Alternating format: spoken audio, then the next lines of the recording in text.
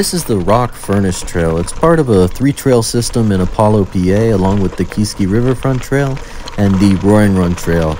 Now this Rock Furnace Trail is about 3.6 miles, 3.5 miles, and it goes mostly downhill from where I started, and it heads down towards an intersection with the Roaring Run Trail.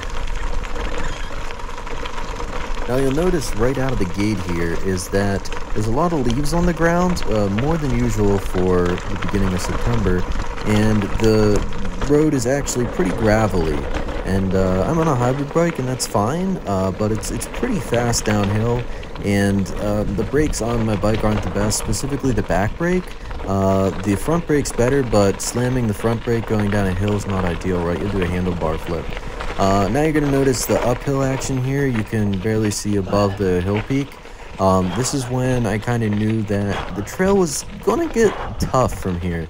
So it goes mostly downhill, but there are quite a few uphills within this first section of it. And I realized that after going up multiple of these uphills that it was going to be maybe too tough for what I was ready for at the time. I don't think I had enough leg muscle to really do this. And I mean, once you get to the very end of the trail, then you have to bike back up the 3 miles, which was the real killer. And I thought, that's probably not a good idea, right? You go down, that's easy, but then you have to go back up 3 miles. And if you're not biking it, you're pushing the bike. Got another steep uphill section here.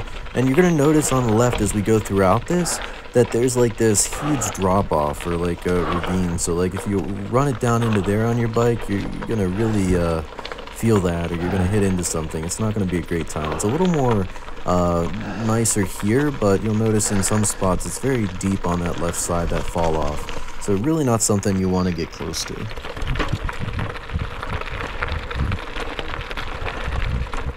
You also notice my breathing kind of got really heavy throughout this.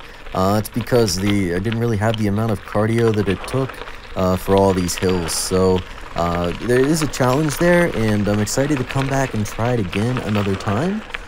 So I only made it about a quarter mile down this trail, maybe a half mile, before I realized that it was too much and I needed to turn around. There I even stopped for a second, I think, to take a breath, but then kept going. Or maybe it was gears, I can't remember. But yeah, it was just too much for this time around. However, I did bike the Keeski Riverfront Trail and the Roaring Run Trail at the bottom of this trail where the intersection is. I biked both of those because there's a rail trail, they're nice and flat. So I'm going to come back and do the Rock Furnace Trail to complete this series at some point.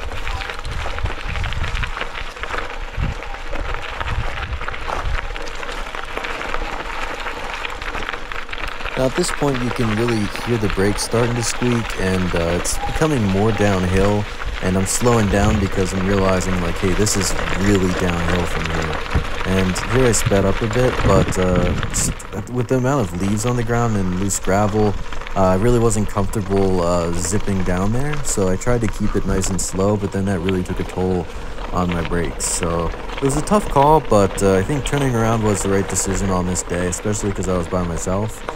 Definitely going to come back though, probably with a friend, and finish this out. So let's just take a look and watch till the end. I think here's where I looked it down and saw it was really steep and realized that, yeah, it's probably about enough for today.